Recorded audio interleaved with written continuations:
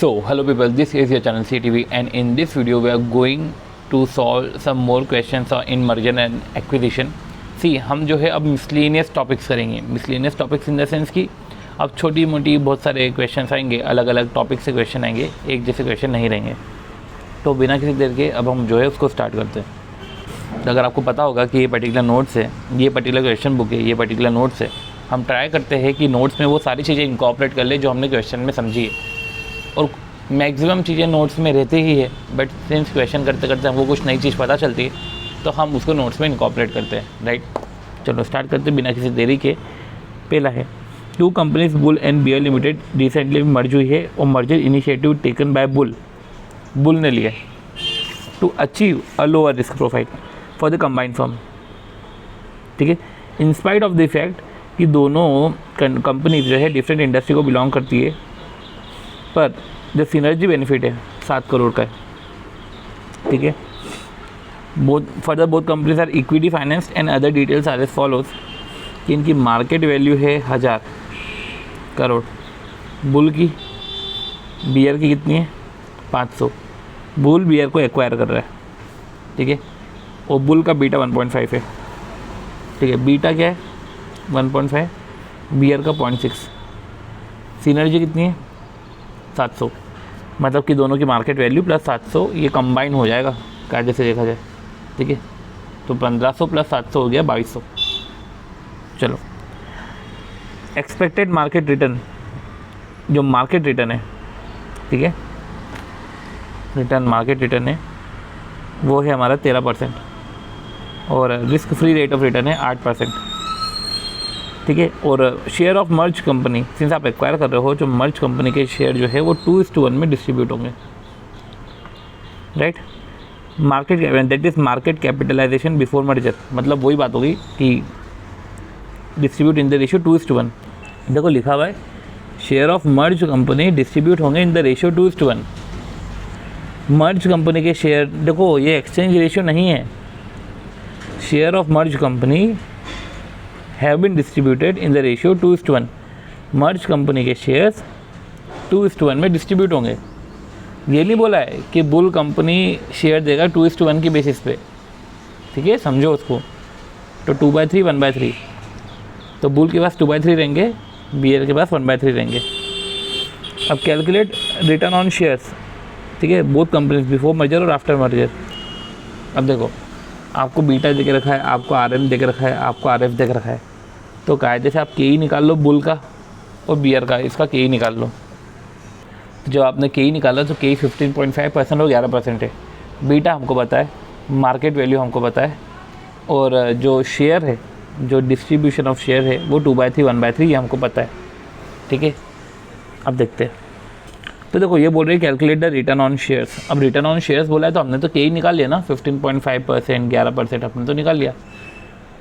अब after merger पे return कैसे निकालेंगे? तो देखो ना, आपको 2/3 1/3 जो दे के रखा है ये वेट ही तो है. राइट, तो जो है वेट, जैसे कि इसमें जो रिटर्न है वो रिटर्न को भी ऐसे, सॉरी बीटा है, बीटा को भी ऐसे डिस्ट्रीब्यूट करो 1.5 इंटू 2/3 और 0.6 डिवाइड बाई 3. ठीक है, 1.5 इंटू 2/3, 0.6 डिवाइड बाई 3, 1.2. ये 1.2 हो गया बीटा. राइट, तो हमारा 14% जो है रिटर्न ऑन शेयर्स आया, ये हमारा आफ्टर मर्जर आया. ठीक है, तो देखो हमने ये डिसाइड कर लिया. राइट, अब calculate the impact. Calculate the impact of merger. Merger का इम्पैक्ट क्या है एक्स के ऊपर. मर्जर का इम्पैक्ट क्या है एक्स के ऊपर, जो होल्ड करता है 4% शेयर बुल में, 2% शेयर बियर में. देखो बीटा जो दे के रखा था सबका अलग अलग, उस बीटा से हमने सबका जो है के ही निकाला. ठीक है, अब मर्जर का इम्पैक्ट क्या है, अगर 4% वो बुल में होल्ड करता है, 2% बियर में होल्ड करता है. पॉइंट ये है कि अगर वो 4% बुल में होल्ड करता है, 2% बियर में होल्ड करता है. ठीक है, तो एक तरीके से देखो मर्जर का इम्पैक्ट से क्या होगा कि 4 को 2/3 से मल्टीप्लाई करो. राइट, ये हो गया 2.67. ठीक है, 2.67 और 2 को 1/3 से, ये हो गया 0.66. 2.67 प्लस 0.66 ये हो गया 3.33. तो 3.33 मर्ज एंटिटी में 3.33% होल्ड करता है और कायदे से देखा जाए तो मर्ज एंटिटी में जो है 2200, मर्ज एंटिटी का जो मार्केट वैल्यू 2200 है, तो इंटू 3.33% हुआ तो 73.26, पर ये हमें इम्पैक्ट बताना है इधर। तो चलो हम बिफोर मर्जर का देखते हैं। 1000 करोड़ है, 15.5% है। अब 1000 करोड़ है, 1 सेकेंड, हम MPS के थ्रू चल रहे हैं। 1000 करोड़ है, ठीक है, उसका 4%, ये हो गया 40, है ना। 500 करोड़ है, उसका कितना परसेंट होगा, उसका कितना परसेंट हो, 2%, ये हो गया 10। तो एक तरीके से 50 करोड़ आ गया, ठीक है, बिफोर मर्जर। अब मर्जर हुआ, मर्जर होने के बाद हमको ये समझ में आया कि 3.33 शेयर है एक तरीके से। पर देखो अब आप क्या करोगे कि आप 1000 लोगे, आप 500 लोगे और आप 7 ले लोगे, ठीक है, यही करोगे आप। 7 करोड़ ही दे के रखा है, ठीक है। अब ऐसे ही हर कोई करेगा, क्योंकि 50 आपका पहला है और ये सिनर्जी है, तो 1000 प्लस 50 प्लस कर दोगे आप कितना, 7, यही होगा 1057। उसको 3.33% करो, राइट। 1507, ऐसा 1507 को 3.33% करा तो 50.18 आया, उसमें से 50 माइनस करा तो एक तरीके से 0.18 आपका इंक्रीज़ हो गया। पर देखो उसको ऐसा नहीं करना, क्या लिखा हुआ है, though there is likely to synergy benefit to the tune of 7 crore from the proposed merger. एक सिनर्जी बेनिफिट रहेगा 7 करोड़ का इस मर्जर से। तो हर कोई यही करेगा कि चलो 1000 करोड़ है, 500 करोड़ है, प्लस 7 करोड़ तो 1507 हो जाएगा। बट उन्होंने ऐसा नहीं करा। उन्होंने पता क्या किया, उन्होंने KE का उपयोग करा। और आपको याद है जब हमने एक क्वेश्चन और करा था जहाँ पे हम मिनिमम प्राइस निकाल रहे थे, वहाँ पे साफ मार्केट प्राइस देकर रखा था टारगेट कंपनी का।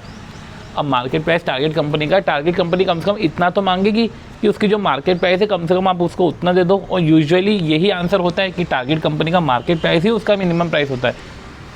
पर उन्होंने क्या किया था उस समय, टारगेट कंपनी की नई वैल्यू निकाली थी, क्योंकि क्वेश्चन में फ्यूचर कैश फ्लोज दे के रखे हुए थे। तो जो मार्केट प्राइस है, तो करंट के स्टेटस को देखते हुए आप प्राइस निकाल लेते हो। जब फ्यूचर कैश फ्लोज दिए हुए रहते हैं तो ऐसे केस में आप एक्यूरेट मार्केट वैल्यू निकालते हो। और इधर भी आपको एक्यूरेट मार्केट वैल्यू निकालने के तरीके दे के रखे। कैसे, अब मैं आपको बताता हूँ। देखो आपके पास 1000 करोड़ है, ठीक है, उधर आपका 500 करोड़ है, आपने इधर 15-15.5% लगाया तो 155 करोड़ हो गए। उधर 11% है तो एक तरीके से 55 करोड़ हो गया। अब ये बोला है though there is a likely to synergy benefit इस मर्जर से। ये सिनर्जी बेनिफिट्स को इन्होंने अर्निंग सिनर्जी माना। तो क्या हुआ, 155 प्लस 55 प्लस 7, 217। ये जो 217 है, ठीक है, ये जो 217 है। अब आपका KE कितना है, 14%, ठीक है। तो 217 डिवाइड बाई 14%, ये है आपकी मार्केट वैल्यू 1550। तो जो आप 1507 समझ रहे थे वो 1550 निकला। और वो 1550 उसका 3.33% करो, ये आएगा 51.615। 50 माइनस करो 1.615, इस तरीके से आएगा। तो ठीक है, इस क्वेश्चन से हमको ये समझ में आया कि इन्होंने इसको जो है अर्निंग सिनर्जी माना। और इन्होंने फिर अर्निंग सिनर्जी जब इसको माना है तो KE का यूज़ करके इन्होंने एक प्रॉपर तरीके से मार्केट वैल्यू कैलकुलेट करी। ओके, तो अगला क्वेश्चन की तरफ बढ़ते हैं। ये अगला क्वेश्चन मैक्सिमम प्राइस के ऊपर है, राइट, मैक्सिमम एक्सचेंज प्राइस के ऊपर है। एक बार इसको देखते हैं, right. Teer company, Teer limited is considering acquisition की जो तीर है, अच्छा तीर और निशान कि जो तीर लिमिटेड है is considering acquisition of Nishan limited. CFO अब CFO of Teer limited is of opinion that Nishan limited will be able, जो निशान लिमिटेड है will be able to generate operating cash flow, ठीक है। तो ये CFO ऑफ तीर को लग रहा है कि Nishan will be able to generate, वो जनरेट कर लेगा operating cash flow after deducting of necessary capital expenditure. Okay, operating cash flow capital expenditure के बाद, चलो ठीक है, थोड़ा सा अजीब लग रहा है पर ठीक है। 10 करोड़ पर एनम, ठीक है, 10 करोड़ और 5 साल तक के लिए करेगा, 1 2 3 4 5, ठीक है। फॉलोइंग एडिशनल इन्फॉर्मेशन है कि जो ऑफिस प्रीमाइस है निशान का can be disposed of and it's staff can be relocated. तो ऑफिस प्रीमाइस जो है, क्योंकि मर्जर कर देंगे ना, तो ऑफिस प्रीमाइस तो उसको डिस्पोज कर देंगे, स्टाफ को रिलोकेट कर देंगे तीर के ऑफिस में, जिससे operating not impacting the operating cash flow, ठीक है। पर इससे जो है एक कैपिटल गेन होगा इमीडिएटली, ठीक है। अब पॉइंट ये है कि इसको लग रहा है कि हम जनरेट कर लेंगे ऑपरेटिंग कैश फ्लो, पर अभी ऑन स्पॉट एक कैपिटल गेन जनरेट होगा 20 करोड़ का, ठीक है, ये ऑन स्पॉट जनरेट होगा। ये नेक्स्ट 5 ईयर्स तो छोड़ो, ठीक है, ये नेक्स्ट 5 ईयर्स तो छोड़ो, ये तो अभी ऑन स्पॉट जनरेट होगा, ठीक है, 20 करोड़ का। और हम तो वैसे भी कैश फ्लोज देते हैं, अगर आपको याद हो तो फ्यूचर कैश फ्लोज की प्रेजेंट वैल्यू करके भी एक मार्केट वैल्यू निकलती है। चलो ठीक है, synergy gain 2 crore per annum is expected to be accrued. चलो ठीक है, 2 करोड़ मेरे को लग रहा है, तो 1 2 3 4 5 ये 2 करोड़ आप करो। निशान लिमिटेड के आउटस्टैंडिंग डिबेंचर है, निशान लिमिटेड के पास आउटस्टैंडिंग डिबेंचर है जिसकी मार्केट वैल्यू 15 करोड़ है, ठीक है, कुछ डेप्ट है जिसकी मार्केट वैल्यू 15 करोड़ है, पर कोई अदर डेप्ट नहीं है, ठीक है, कोई दूसरे डेप्ट नहीं है, सिर्फ 15 करोड़ आपको जो है थोड़ी लाइबिलिटी है इसकी। It is also estimated that after 5 years if necessary Nishan limited can also be disposed of for an amount equal to 5 times its operating cash flow, operating annual cash flow. तो डिस्पोज होगा तो dispose होके भी वो 5 times मिलेगा। अब देखो 5 time it's operating annual cash flow, 5 times its operating annual cash flow, operating annual cash flow हमारा 10 है, तो हमको एट दी एंड 50 करोड़ मिलेंगे। स्टार्टिंग में 20, एंड में 50, पहले से 5 साल तक कितना 10-10 करोड़, पहले से 5 साल 2-2 करोड़ की सिनर्जी, राइट। अब देखो, पर ये लाइबिलिटी भी आती है, ठीक है, ये लाइबिलिटी भी आती है, पर सबसे पहले आप ये बताओ मैक्सिमम प्राइस आप कितना पे कर सकते हो। तो आपको याद है अपन ने ऐसा पढ़ा था कि हम टारगेट की वैल्यू निकालते हैं और जो भी हमको सिनर्जी मिलता है, ठीक है, हम वो सिनर्जी भी उसको पे करने को तैयार है। ये अपन बोलते हैं मैक्सिमम प्राइस पर शेयर जो हम दे सकते हैं, ठीक है, value of T plus synergy. तब देखो, अब ऐसा है कि अब आप वैल्यू ऑफ टी निकालो, ठीक है, जब आप वैल्यू ऑफ टी निकालोगे, ठीक है, तब देखो आप प्रेजेंट वैल्यू निकालोगे और कॉस्ट ऑफ कैपिटल 20% है, प्रेजेंट वैल्यू निकालो आप, ठीक है, 0 पहले साल तो 20 लाख का गेन होगा, तो वो तो क्या है, ठीक है, वो क्या है, वो आपका 20 लाख है, वो 20 लाख को इंटू 1 से मल्टीप्लाई करना है, उसमें तो कोई फैक्टर लगेगा नहीं। अब ऐसा करो ना कि सिंस आउटस्टैंडिंग डेप्ट है तो ऐसा कर लो कि 20 लाख में से 15 लाख माइनस कर दो, क्योंकि वो लाइबिलिटी भी है आपकी, ठीक है, उधर ही 15 लाख माइनस करो, ठीक है, तो 5 लाख ही बचा, एंड देन बाद में जो मिल रहा है उसका प्रेजेंट वैल्यू करो, ठीक है, तो सबका प्रेजेंट वैल्यू करा, तो ऐसे केस में जो आपकी वैल्यू आएगी वो 75.984 आएगा, प्रेजेंट वैल्यू करते सबको आता ही है, ठीक है, सॉरी 75.984 नहीं आया, 75.984 नहीं आया है, ये आया है 60.984, क्योंकि आपने जो है पहले ही जो 20 है उसमें से ही आपने 15 माइनस करके 5 आपका पहले साल में जो था ऑपरेटिंग कैश फ्लो तो नहीं बोल सकते, गेन था, नेट कैश फ्लो था। तो ठीक है, ये भी एक अच्छा क्वेश्चन था, जिस क्वेश्चन के थ्रू हमने जो समझा कि यार बाकायदा आप ऐसे भी कैलकुलेट कर सकते हो, या तो एक तरीका होता है कि उस टारगेट कंपनी की वैल्यू निकाल के सिनर्जी की वैल्यू ऐड करना, जब इस तरीके से डेटा दे के रखे तो आपको present value of future cash flows कर दो, ठीक है, present value of net cash flows including synergy, देखो इसमें सिनर्जी भी था, ठीक है, ये अपना सिनर्जी गेन, राइट, ये सिनर्जी गेन भी था। बढ़ते हैं अगले क्वेश्चन की तरफ, जो है MS स्टोन्स के रिस्पेक्ट में, ठीक है, मतलब कि कोई टॉपिक वॉपिक का तो नहीं पता, मिसलेनियस है, ठीक है, अब वो जो भी आता जाएंगे देखते रहना। MS stones has different divisions.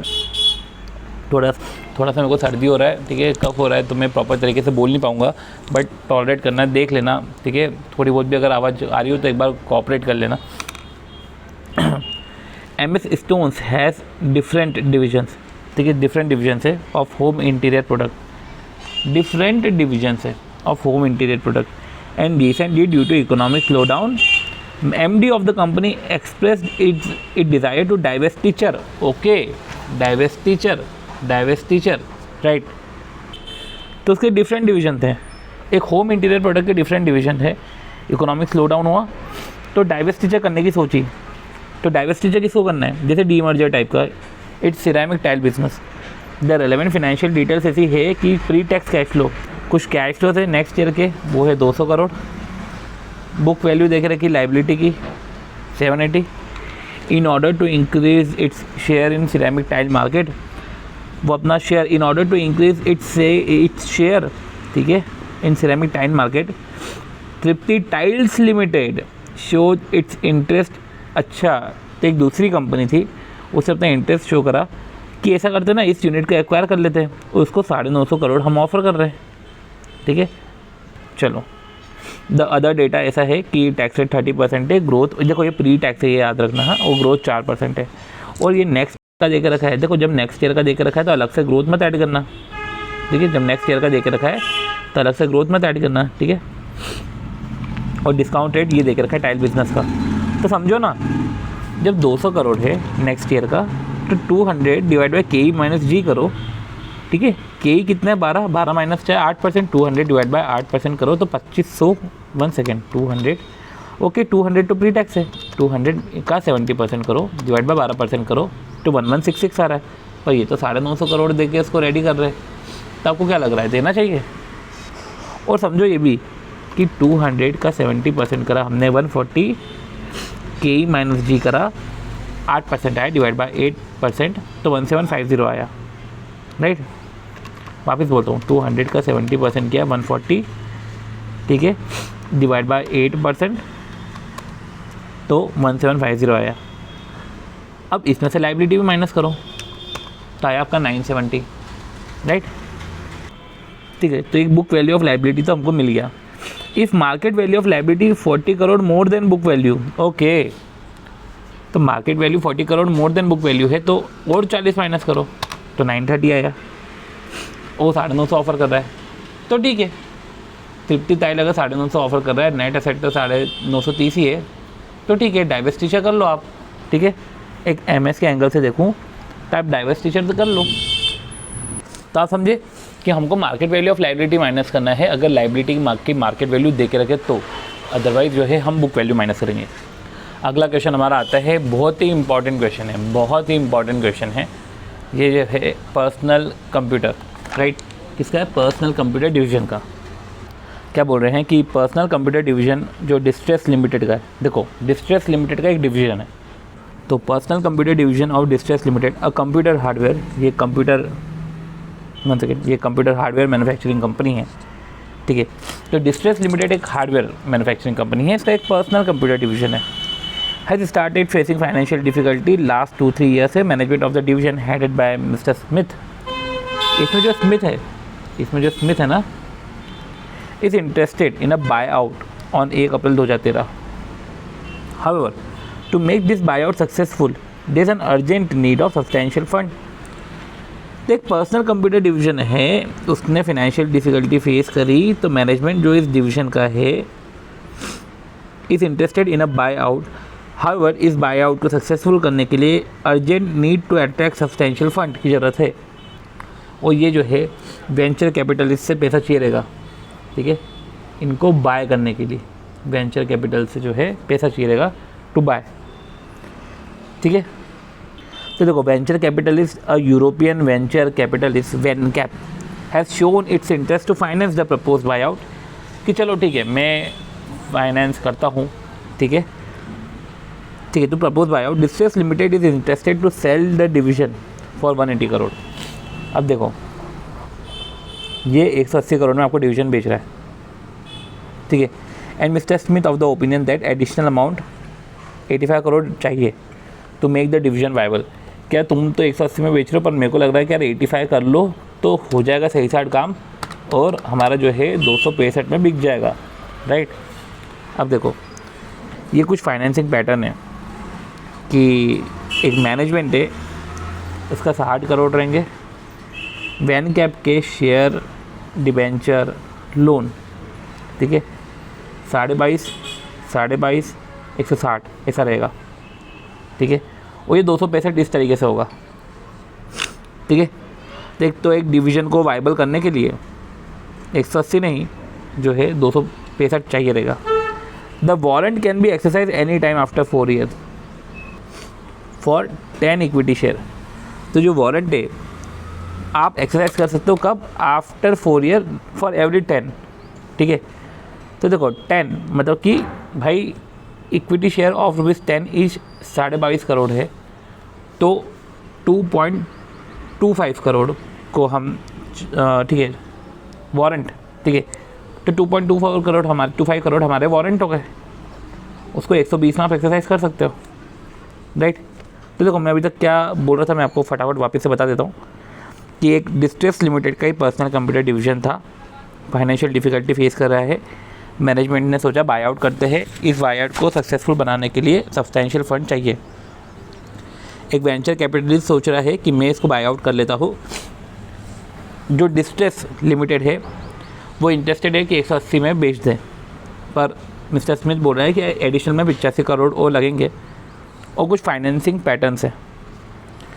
Warrant के बारे में बोल के रख दिया, ठीक है। अब ये बात करें लोन की। लोन जो है वो repayable at one go at the end of 8th year, ठीक है, 8 साल में, ठीक है, 1 2 3 4 5 6 7 8, 8 साल में जो है at one go, bullet repayment in one go. Debenture जो है उसके एनुअल इंस्टॉलमेंट रहेंगे, तो डिवेंचर का जो है वो इक्वेटेड एनुअल इंस्टॉलमेंट रहेंगे, ठीक है। Mister Smith is of view that the propose dividend, जो प्रपोज्ड डिविडेंड है, shall not be kept more than 12.5% of distributable profit for the first 4 year.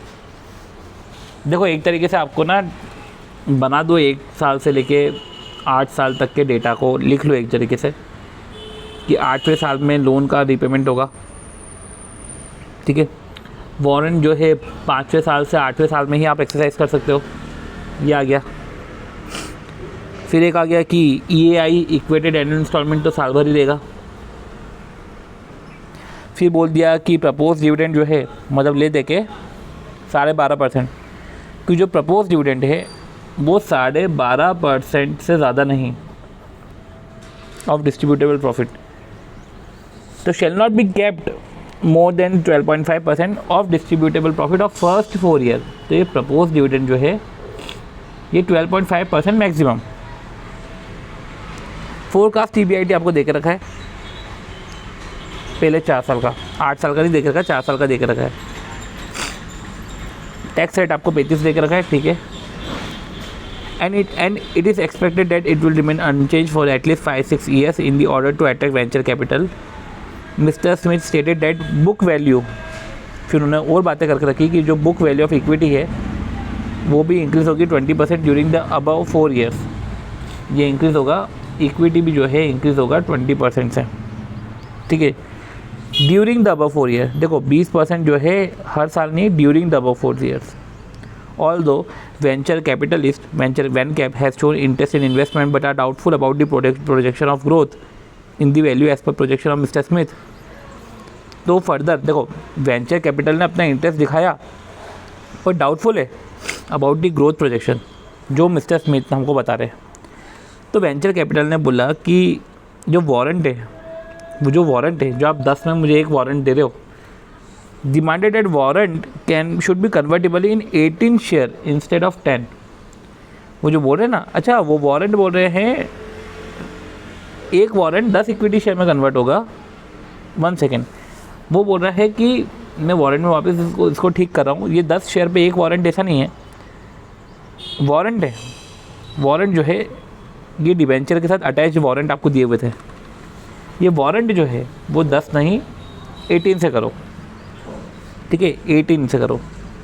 You are required to determine whether or not क्या book value of equity is expected to grow by 20% per year. तो since Smith ने state करा ना कि book value of equity increase होगा 20% during the above 4 years, तो क्या ये सही में बढ़ेगा। Further if you have been appointed by mister Smith as adviser, क्या आप 10 की जगह 18 का बोलोगे। तो 2 पे पॉइंट आ रहे हैं, 2 पे बात आ रही है। क्या 20% बुक वैल्यू ऑफ इक्विटी बढ़ेगा, क्या 10 की जगह इसको 18 देना चाहिए, राइट। देखो बड़ा क्वेश्चन है, ट्रिकी क्वेश्चन है, ठीक है, पर हमको करना पड़ेगा, वो करते हैं इसको हम, ठीक है। अब सबसे पहले चालू कहाँ से करें। देखो यार, आपको यार सबसे पहले कुछ छोटी छोटी चीज़ें पता होगी कि जैसे डिबेंचर में बोल रहे इक्वेटेड एनुअल इंस्टॉलमेंट निकालने का, तो ऐसा करते पहले इक्वेटेड एनुअल इंस्टॉलमेंट निकाल के पटक देते, पढ़ा था ना इक्वेटेड एनुअल इंस्टॉलमेंट। तो देखो इक्वेटेड एनुअल इंस्टॉलमेंट मतलब क्या होगा, ये जो अपने को पे करना है 22.5 करोड़, ठीक है, तो 1 डिवाइड बाय 1.09, 1 2 3 4 5 6, ठीक है, तो इक्वेटेड एनुअल इंस्टॉलमेंट होगा। और ये भी याद रखना कोई 8 साल नहीं है, ये 6 साल है, फॉर अ पीरियड ऑफ 6 साल, ठीक है, ये 8 साल नहीं फॉर द पीरियड ऑफ 6 साल है। तो 1 डिवाइड बाई 1.09 1 डिवाइड बाई 1.09 1 2 3 4 5 6 इसकी प्रेजेंट वैल्यू इसका प्रेजेंट वैल्यू करो तो इस तरीके से आपका इक्वेटेड एनुअल इंस्टॉलमेंट आपका आया 5.0156। ये आपने निकाल लिया। तो पहले आपने निकालना इक्वेटेड एनुअल इंस्टॉलमेंट 5.0156। पर समझो हमको इक्वेटेड एनुअल इंस्टॉलमेंट से मतलब ही नहीं रहेगा, क्योंकि हमको तो इंटरेस्ट से मतलब है। तो ऐसे कैसे हमको टेबल बनानी पड़ेगी कि देखो प्रिंसिपल अमाउंट कितना था 22.5, ठीक है, ये प्रिंसिपल अमाउंट है, ठीक है, उसमें कुछ इंटरेस्ट चढ़ा होगा तो अपन ने इंटरेस्ट ऐड कर देंगे, फिर इक्वेटेड एनुअल इंस्टॉलमेंट माइनस हो गया होगा, ठीक है। तो ऐसे केस में जो है प्रिंसिपल का ही क्लोजिंग बैलेंस दिया रहेगा। देखो वापस बोलता हूँ, प्रिंसिपल है, उस पर इंटरेस्ट चढ़ाया 22.5 पे 9% करा, इंटरेस्ट आया 2.025, ठीक है। अब इक्वेटेड एनुअल इंस्टॉलमेंट माइनस करो तो इस तरीके से प्रिंसिपल का हमारा क्लोजिंग आ गया, ठीक है। फिर वापस 19.5094 आया, उसमें फिर इंटरेस्ट वो ऐड हुआ, कितना ऐड हुआ इंटरेस्ट, वही 9% 1.75, फिर इसमें से इंस्टॉलमेंट माइनस हुआ 5.0156, फिर क्लोज हो गया। फिर आया तीसरे साल में प्रिंसिपल, इंटरेस्ट ऐड हुआ, इक्वेटेड एनुअल इंस्टॉलमेंट माइनस हुआ, उसका क्लोजिंग आया। फिर चौथे का ओपनिंग, इंटरेस्ट ऐड हुआ, इक्वेटेड एनुअल इंस्टॉलमेंट माइनस हुआ, क्लोजिंग आया। पाँचवें का ओपनिंग, फिर इंटरेस्ट ऐड हुआ, इक्वेटेड एनुअल इंस्टॉलमेंट आया, फिर क्लोजिंग आया, फिर वो माइनस किया, फिर क्लोजिंग आया। फिर छठे का ओपनिंग इंटरेस्ट ऐड हुआ, इक्वेटेड एनुअल इंस्टॉलमेंट माइनस हुआ। तो कायदे से छठे साल के बाद जो है ये ज़ीरो हो जाना चाहिए। मतलब आप इसको ऐसा करना कि ज़ीरो हो जाए। जैसे मैं आपको बताता हूँ कि चौथे साल का एंडिंग था 8.8236, ये जो 8.8236 है इसमें इंटरेस्ट ऐड हुआ होगा, ठीक है, 0.794, तो 8.8236 प्लस 0.794, इसमें से आप माइनस करो 5.0156, ये आया 4.602। फिर इसमें इंटरेस्ट ऐड करो और फिर इसमें माइनस करो 5.0156, ठीक है। मतलब आप इंटरेस्ट उस तरीके से ऐड कर देना, तो ऐसे केस में आपका ज़ीरो आ जाएगा। तो पहला पॉइंट हमने ओवर किया कि पहला चीज़ हमने ये ख़त्म किया कि बोल रहे थे सिंस कि जो लोन है वो रीपेबल है इक्वेटेड एनुअल इंस्टॉलमेंट में, जिसके अंदर बहुत प्रिंसिपल एंड इंटरेस्ट कवर है over a period of 6 year, 6 साल तक जो है ये रीपेबल होगा, ठीक है। प्रॉफिट का डेटा 4 साल का ही दे के रखा है, तो कायदे से भाई 4 साल का ही डेटा दे के रखा है तो 4 साल में ख़त्म करो। फिर 8 साल की बातें क्यों करके रखा है? 8 साल की बातें करी किसने थी? ये देखो इधर करी थी 8 साल की बात, repayable at one go at the end of 8th year. पर चलो ठीक है, हमको 6 साल का था, हमने 6 साल का कैलकुलेट करा, ठीक है। पहले ये लोन का हमने देख लिया, सॉरी डिबेंचर का देख लिया। अब देखो यार, क्वेश्चन में तो यही बोल रहे थे ना, क्वेश्चन में हमको प्रूव क्या करना है, हमको तो यही चेक करना है कि क्या इक्विटी की बुक वैल्यू इंक्रीज़ हो गई 40% से 20% से ड्यूरिंग दी 4 ईयर्स। तो ऐसा करो ना, आप बुक वैल्यू कैलकुलेट कर लो, आपको बुक वैल्यू ही कैलकुलेट करनी ना अब तो करो बुक वैल्यू कैलकुलेट। तो सबसे पहले स्टार्टिंग में बुक वैल्यू कितनी चाहिए? स्टार्टिंग में अगर हम देखें तो बुक वैल्यू क्या है, स्टार्टिंग की बुक वैल्यू हम देख लेते हैं, इक्विटी और रिजर्व एंड सरप्लस हम देखते हैं। पर देखो 60 + 82.5 ये तो हो गया हमारा, 60 + 22 तो ये हो गया 82.5, ये स्टार्टिंग की बुक वैल्यू है। अब हम और बुक वैल्यू निकालते हैं। बुक वैल्यू और कैसे निकल सकती है भाई? बुक वैल्यू निकलती है equity plus reserve and surplus. तो समझ रहे हो, इक्विटी तो अभी तक अपन ने 4 साल में इशू करा नहीं है, इक्विटी तो 4 साल के अंदर इशू नहीं करा है, तो ले दे के रिजर्व एंड सरप्लस को ही देखना पड़ेगा, ठीक है। तो देखो अब क्या बोलना चाह रहा हूँ मैं कि EBIT है आपका 48, 57, 68, 82। EBIT में से पहले इंटरेस्ट माइनस करो, इंटरेस्ट माइनस करो तो इंटरेस्ट आपका डिबेंचर है, तो इंटरेस्ट ऑन डिबेंचर, और एक है इंटरेस्ट ऑन लोन, तो इंटरेस्ट ऑन डिबेंचर और इंटरेस्ट ऑन लोन ये माइनस करा तो आया आपका EBT। टैक्स माइनस कर लो तो आपका आया EAT, ठीक है। अब EAT जब आपका आ गया, ठीक है, तो देखो इंटरेस्ट ऑन 9% डिबेंचर क्या है, तो मैं आपको फटाफट बता दूँ कि 9% डिबेंचर 22, देखो आपने टेबल कैलकुलेट कर दी होगी, वहाँ से आ जाएगा, ठीक है, 2.025 जो भी है। लोन की बात करें तो 160 का 8%, ये तो सिर्फ 12.8, हर जगह रहेगा ये 12.8, क्योंकि 1 गो में लोन पे हो रहा है, ठीक है। तो EBT आ गया, टैक्स माइनस करा, आपका EAT आ गया। अब अर्निंग आफ्टर टैक्स में आपने देखा है कि जो प्रपोज्ड डिविडेंड है 12.5% है, तो 12.5% आप डिस्ट्रीब्यूट कर लो, ठीक है। तो अर्निंग आफ्टर टैक्स पहले साल का आता है, जैसे 21.5640, जब आप कैलकुलेट करोगे आपको समझ में आ जाएगा 21.5640। इसका हम क्या करेंगे, इसका हम करेंगे 12.5%। जब 12.5% किया तो 2.6955 आया, ये डिस्ट्रीब्यूट करा तो 21.5640 माइनस 21.5640 माइनस 2.6955 आया, ये करा। तो ऐसे केस में रिजर्व एंड सरप्लस आया 18.8685। तो आप समझ रहे हो 82.5 में ये 18.8685 को ऐड कर दो। अब अगले साल का रिज़र्व कैलकुलेट करो, उसके अगले साल का, उसके अगले साल का, तो ऐसे आपको रिज़र्व मिलते जाएंगे और ऐड करते जाओ, ठीक है। तो जी जो ये प्रोसेस है आप ये नेक्स्ट 3 ईयर के लिए और कैलकुलेट करो, फिर आपको तब समझ में आ जाएगा कि मेरा 82.50 पहले था और एंड में मैं एंड किस पे हो रहा हूँ 194.7795। तब आप ग्रोथ कैसे निकालोगे 194.7795 डिवाइड बाय 82.5 और 2 बार रूट करो क्योंकि 1 पॉइंट करना है हमको, ठीक है। हमको 4 साल करना है, -1 करो तो आपको दिखेगा कि 23.96 का ग्रोथ हो रहा है। और जो स्मिथ बोल रहा था ये 20% से इंक्रीज़ हो रहा है, स्मिथ ये बोल रहा था, तो अपन ये बोल देंगे ना कि तू 20% से बोल रहा था पर 23.96% से। तो समझ रहे हो 82.5 से 194.7795 तक बढ़ा है, राइट। तो पहली चीज़ तो आ गई हमको समझ में कि 20% से नहीं 20% से ज़्यादा से ही बढ़ा है। अब दूसरा है कि वैनकैप डिमांड कर रहा है 18 शेयर, 10 शेयर नहीं 18 शेयर डिमांड कर रहा है। अब समझो जब वैनकैप 18 शेयर डिमांड कर रहा है, मतलब वो एक तरीके से बोल रहा है कि मैं पैसे लगा दूंगा पर मेरे को 18 शेयर देना, तो समझो ना उसका 22.5 तो पहले ही शेयर है, ठीक। अब 22.5 डिबेंचर भी है, उसको हमने 100 से चलो डिवाइड भी करा तो 0.225 उसके डिबेंचर आ जाएंगे जिनके साथ अटैच वारंट भी रहेगा। ये जो 0.225 है इसको अगर हम मल्टीप्लाई करें 18 से तो 4.05 तो ये शेयर्स हो जाएंगे, ठीक है। 4.05 करोड़ शेयर्स हो जाएंगे और शेयर उसके पहले भी कितने हैं 2.25, तो 4.05 प्लस 2.25 ऐसे केस में उसके 6.3 शेयर्स हो जाएंगे, राइट। और मैनेजमेंट के शेयर रहेंगे 6। अगर आप देखो मैनेजमेंट के शेयर रहेंगे 6, तो मैनेजमेंट बाय आउट कर रहा है, बट वेंचर कैपिटल पैसे लगा रहा है।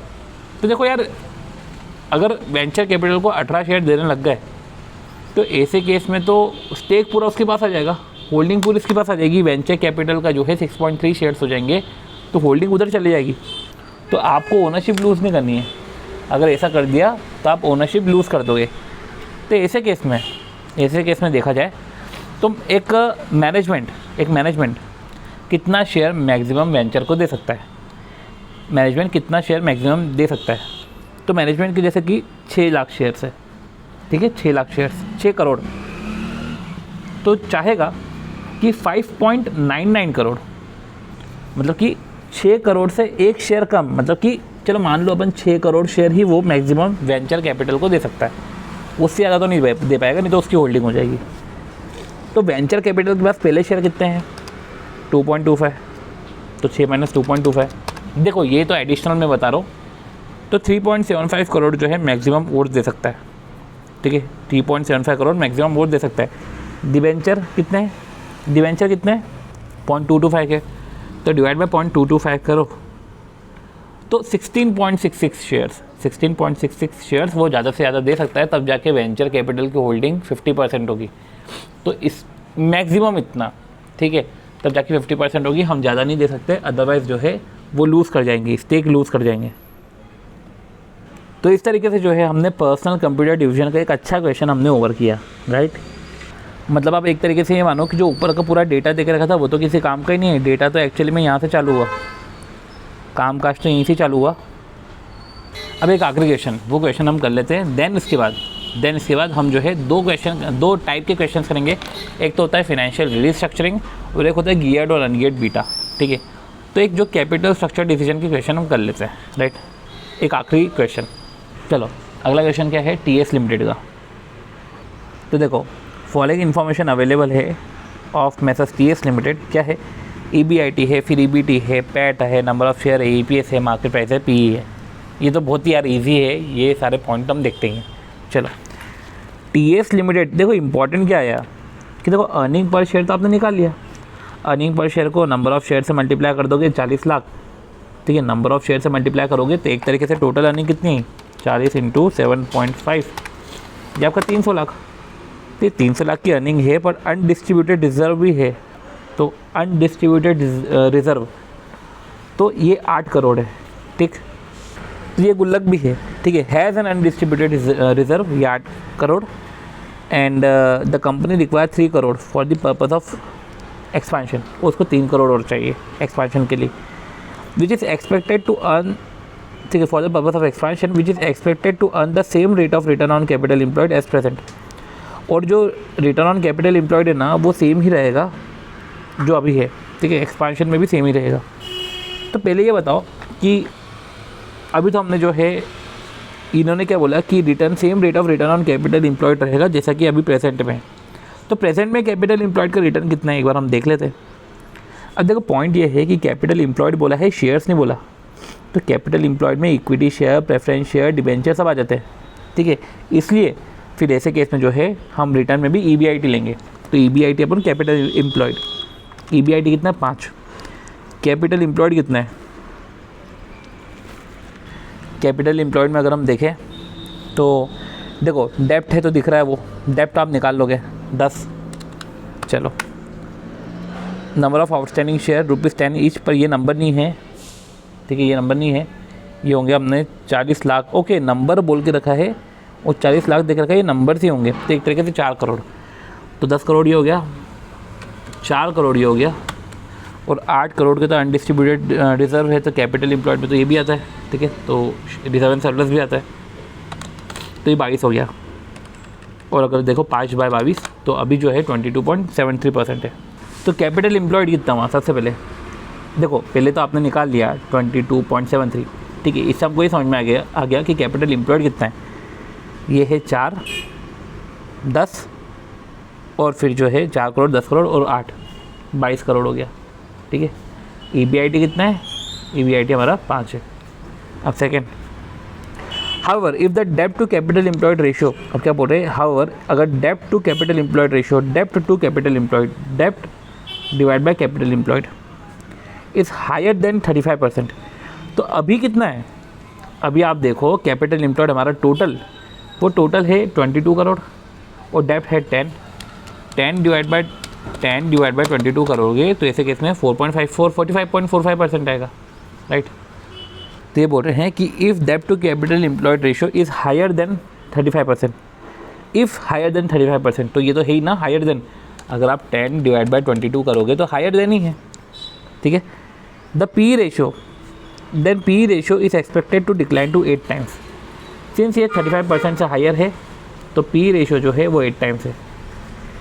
And rise in the cost of additional डेप्ट, PE ratio is expected to decline to 8 times, वो 8 की तरफ डिक्लाइन हो जाएगा क्योंकि डेप्ट जो है 35 से ऊपर है, तो वो 8 की तरफ डिक्लाइन हो जाएगा, मतलब कि वो 10 से 8 की तरफ आ जाएगा, ठीक है, वो आ गया 8 की तरफ।